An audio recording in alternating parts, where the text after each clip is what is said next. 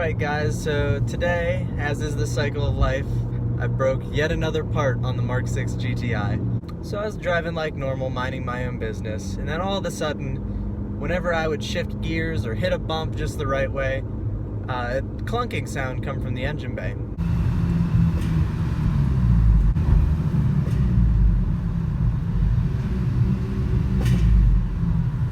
And I was like, well shit, I broke an axle, or I bent something, or I did some looking around and someone said that their axle was rubbing on the frame or something, and I was like, great, perfect. So I took it into the shop today, put it up on the lift, and I actually blew out one of the rear Dogbone subframe mounts, and I'm like, that's awesome. This car is so torquey that it's blowing out the factory engine mounts. So I put in my order with ECS, and ECS is about 2 hours away from me. So it's 4 p.m. right now. They close at I think 6 or 7. So I'm gonna be racing against the clock to get there in time. And then when I get the part, it's gonna be dark out. It's gonna be probably about 8, 9 o'clock by the time I get home. It's gonna be cold. It's 40 degrees right now. I expect it to drop to at least freezing by the time I get home. And it'll be dark out, and first thing in the morning, I have to drive to Pittsburgh tomorrow, which is about an hour and a half, 2 hours away. So this is gonna be fun. We're gonna be racing against the clock to get this thing replaced, and this is a vital component. If I mess something up, I'm gonna be in a world of hurt. So this will be interesting.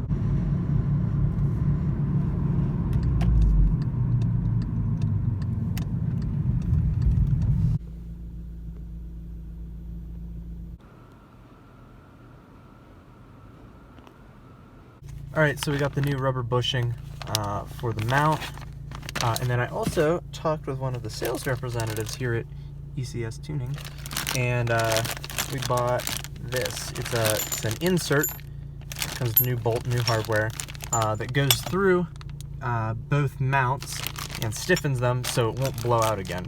So that's pretty cool, and it's red.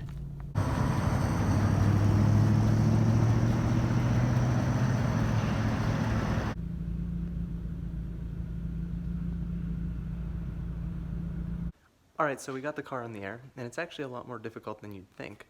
This car sits surprisingly low, and I couldn't get it up on the ramps the traditional way, so I had to jack it up and then lower it onto the ramps, so the ramps are backwards, but the ramps wouldn't clear the bumper, and I didn't really want to tear the bumper off. So the problem with the mount is that I'm running a lot more power than this engine originally produced. So this engine mount is only rated for a certain amount of torque, and my engine is putting out significantly more torque than that, so the torque from the engine obliterated this mount. So if we get under the car here, so you can see here, this mount right here, it's a little cramped down here, but you can see this mount here. This is referred to as the Dogbone mount. It's connected to the transmission here, and then it goes up to the aluminum subframe, and then right here is the mount. There's two parts to it. There's the bottom part and then the top part.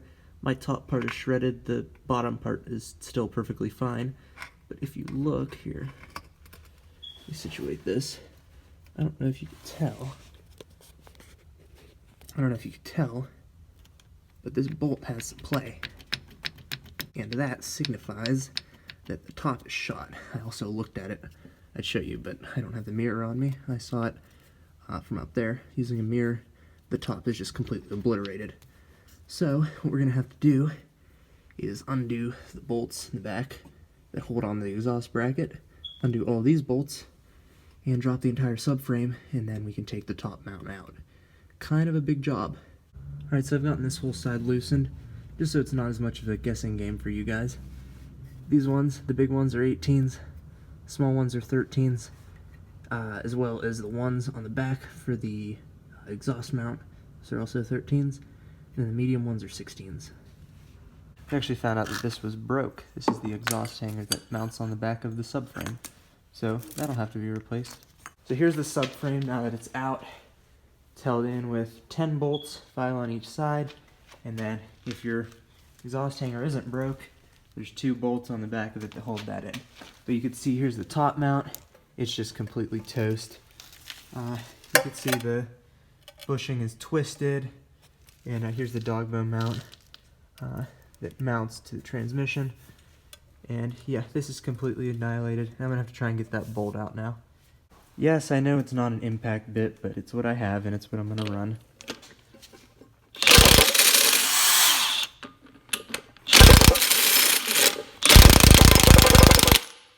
Alright, so yeah, that's on there pretty good. Okay, so the bushing on the other side, when you spin the bolt, the other side just spins freely. And it seized and it rusted. And we have a replacement bolt, so we're just gonna zip it off. Like that's our best bet.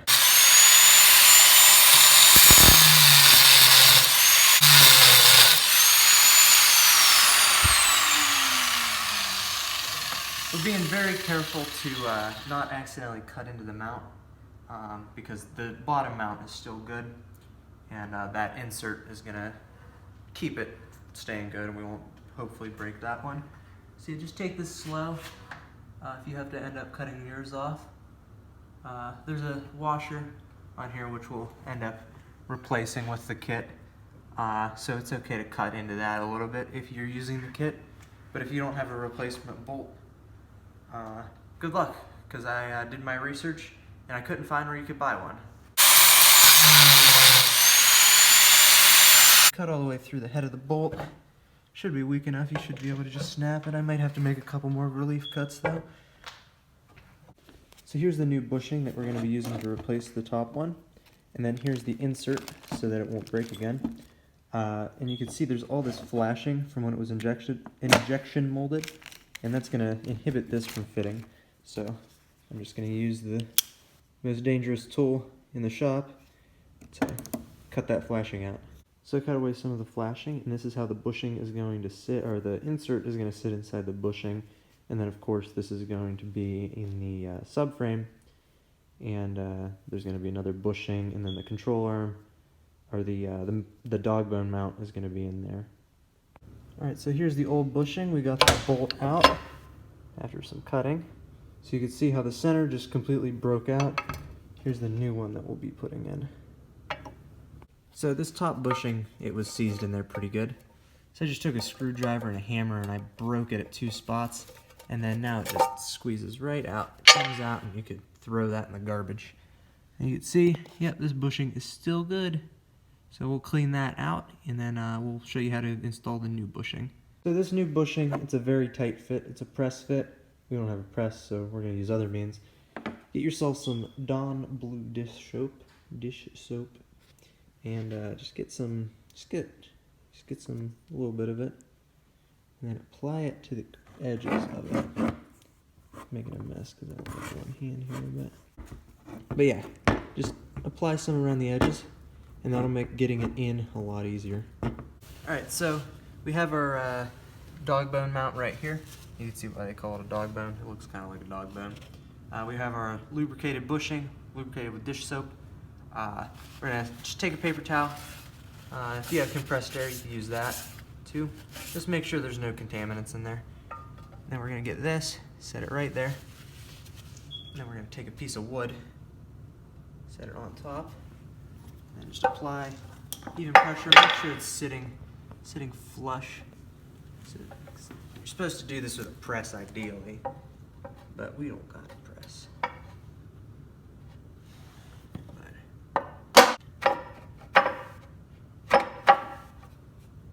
Alright, so we have the top bushing replaced. This is the bottom one. Now we're going to put in our insert. This one came pre-lubricated, so it slips right in. Alright, so I got the new red spacer for the bushing in there from the kit.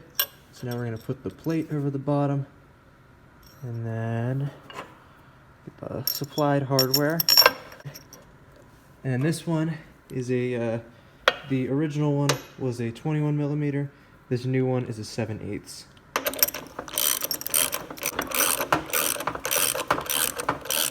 Torque spec for this bolt is 74 foot-pounds, and you go take it to 74 foot-pounds, and then you take it a quarter turn more.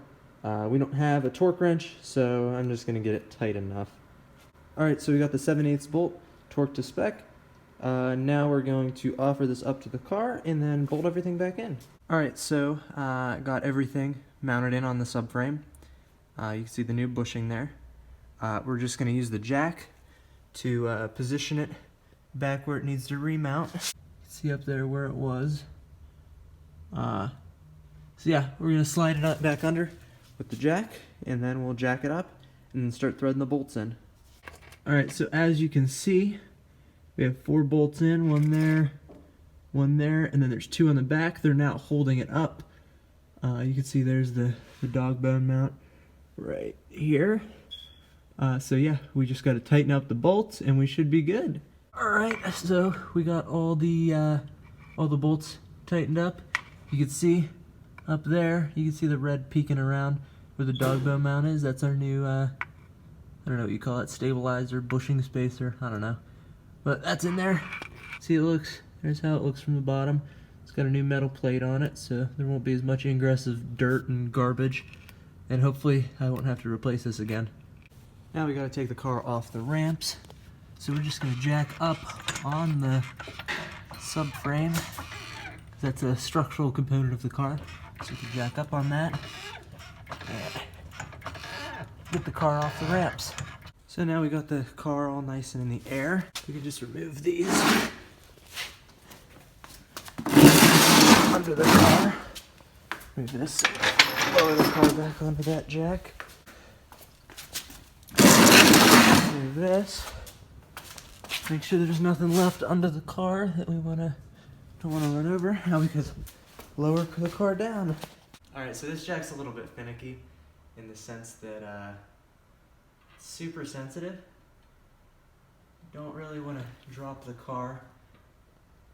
Oh. Yeah.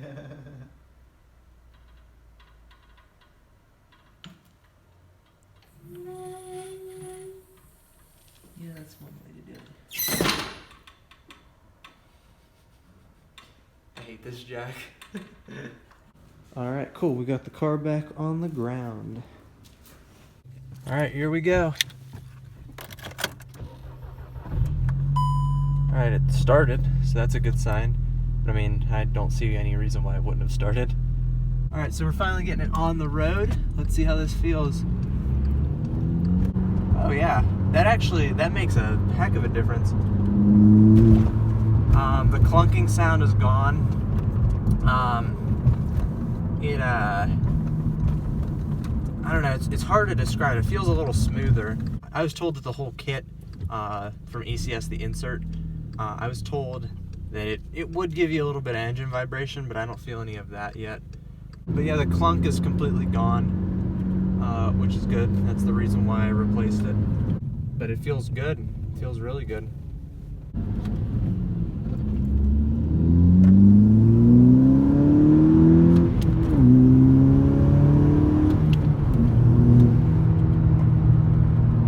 It still pulls.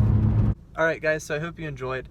It was more work than I was expecting, but we got it done. The car feels great.